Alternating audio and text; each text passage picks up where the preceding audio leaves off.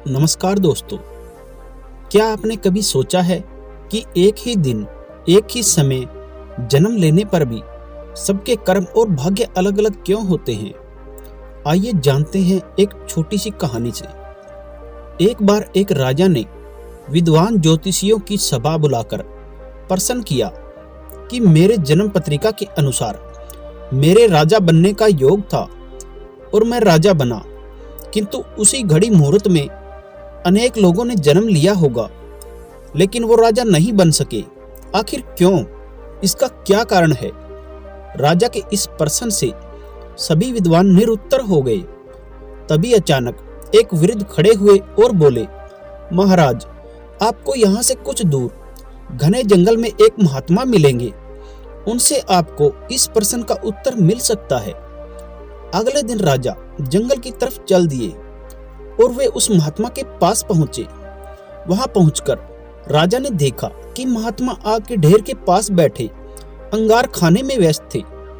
राजा ने महात्मा से जैसे ही प्रश्न पूछा, महात्मा ने क्रोधित होकर कहा कि तेरे प्रश्न का उत्तर आगे पहाड़ियों के बीच एक और महात्मा रहते हैं, वे इसका उत्तर दे सकते हैं।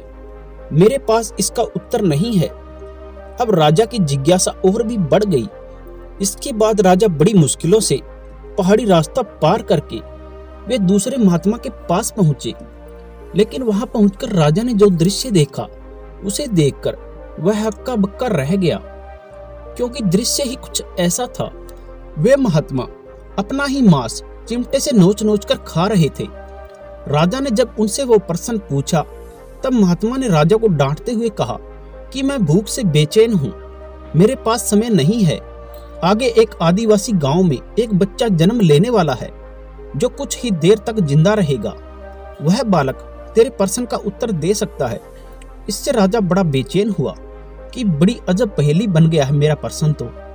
अब राजा की उत्सुकता और ज्यादा बढ़ गई, इसलिए वह फिर से एक कठिन मार्ग पार कर उस गांव पहुंचा। गांव में उस दंपत्ति के घर पहुंचकर सारी बात उनको बताई। फिर जैसे ही बच्चा पैदा हुआ, दंपत्ति ने बच्चा राजा के सम्मुख उपस्थित कर दिया। राजा को देखते ही वह बालक हंसते हुए बोलने लगा, राजन, मेरे पास भी समय नहीं है, किंतु अपना उत्तर सुन लो।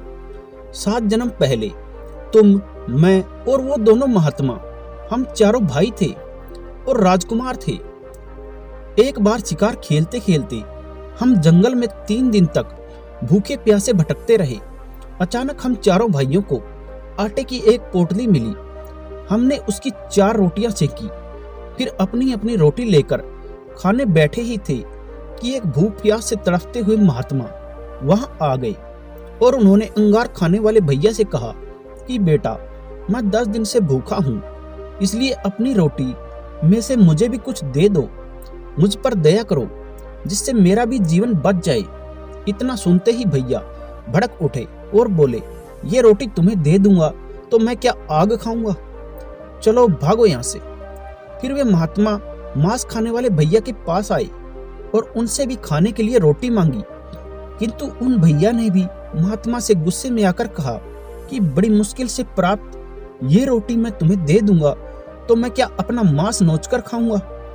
फिर वे भूख से लाचार महात्मा मेरे पास आया, मुझसे भी रोटी मांगी, लेकिन मैंने भी भूख में अपना धैर्य खोकर कह दिया कि चलो आगे बढ़ो, मैं क्या भूख से मरूं?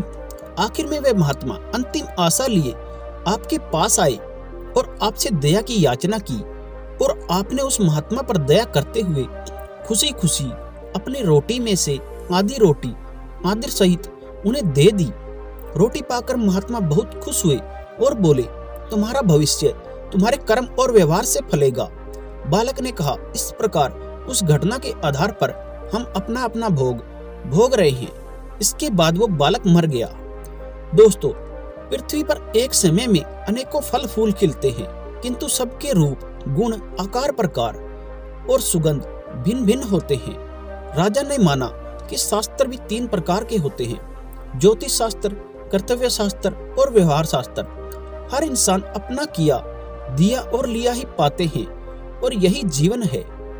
दोस्तों, गलत पासवर्ड से एक छोटा सा मोबाइल नहीं खुलता, तो सोचिए गलत कर्मों से स्वर्ग के दरवाजे कैसे खुलेंगे।